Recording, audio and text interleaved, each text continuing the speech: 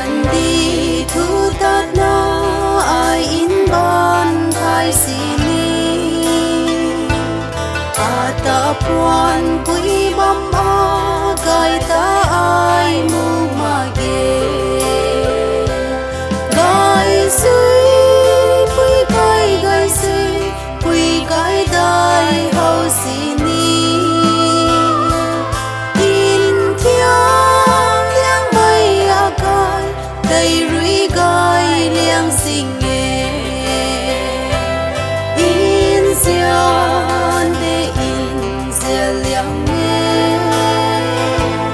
hay con đi khâu rui ni in thu ge a gai hin gần đi ca phung khâu ai rui puai ta li na rup a rian in xian mai quay ta hau nhie cai thu bắp tu kan mai in xian mai a rup quay con yêu ca pum na ta ning tau pu khâu xian ne in xian de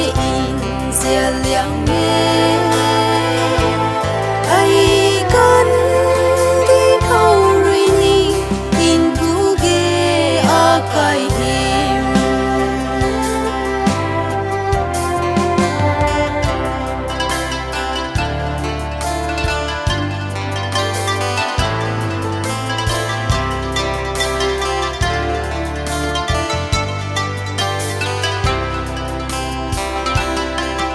dạo bu con cung mây